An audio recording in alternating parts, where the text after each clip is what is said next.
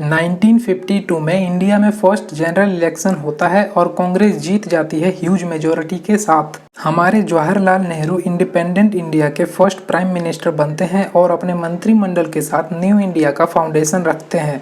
ये जो पीरियड है इंडिया के इंडिपेंडेंस से लेकर नेहरू जी के डेथ तक का, इसे हम नेहरूवियन एरा कहते हैं। इंडिपेंडेंस के टाइम इंडिया में 11 मेजर लैंग्वेजेस थी जिसे बोलने वाले लोग लाखों में थे।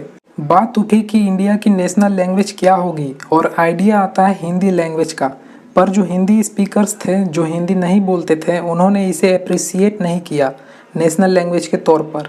बहुत जगह हड़तालें हुई, विरोध हुआ और 1963 में आया ऑफिशियल लैंग्वेज एक्ट, जिसमें था कि हिंदी अभी नहीं लेकिन 1965 से इंडिया की ऑफिशियल लैंग्वेज होगी और तब तक as a concession to the non Hindi speakers English को एसोसिएट एडिशनल ऑफिशियल लैंग्वेज का स्टेटस मिला। नेहरू जी मानते थे कि इंडिया के प्रॉब्लम के सॉल्यूशन के लिए साइंस एंड टेक्नोलॉजी इंपॉर्टेंट है और बनाई जाती है इंडिया की first national laboratory, national physical laboratory, जिसका फोकस रिसर्च पर होगा। इसके साथ 1952 में first institute of technology setup किया जाता है खड़गपुर में और 1954 में डिपार्टमेंट ऑफ एटॉमिक एनर्जी, जिसके सेक्रेटरी होमी भाभा बनाए जाते हैं। साथ ही 1962 में Indian national committee for space research और rocket launching facility at Thumba भी स्टेब्लिश किए जाते हैं। आपको पता है 1951 में ओनली 16.6% पॉपुलेशन ही लिटरेट यानी पढ़ी लिखी थी। 1949 में इंडियन यूनिवर्सिटी एजुकेशन कमीशन, जिसके चेयरमैन हमारे डॉक्टर एस राधाकृष्णन जी थे,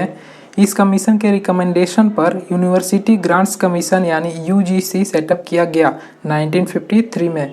1964 तक नंबर ऑफ यूनिवर्सिटी, जो कि 1947 में 18 थे, वो 54 हो गए। आगे जाकर सेंट्रल और स्टेट को एकेडमिक मैटर में हेल्प करने के लिए 1961 में national council of educational research and training यानी NCERT को इस्टेब्लिश किया गया। उस टाइम छुआछूत अनटचेबिलिटी काफ़ी ज़्यादा थी। इसे रोकने के लिए 1955 में अनटचेबिलिटी ऑफेंसेस एक्ट पास किया गया। महिलाओं के अधिकार के लिए हिंदू कोड बिल पास किया गया, जो 4 सेपरेट एक्ट में था, जो कि है introduce monogamy, right of divorce to both men and women, rise the age of consent and marriage, right to maintenance and to inherit family property. उस time uniform civil code options था, जिसकी वजह से ये जो बेनिफिट्स हैं ये सिर्फ हिंदू महिलाओं को ही मिल सका। तो दोस्तों, नए भारत के फाउंडेशन में नेहरू जी ने ये कुछ काम किए जो आज भी भारत के फंक्शन में हेल्पफुल हैं। आपके क्या विचार हैं इन पर कमेंट सेक्शन में जरूर बताएं।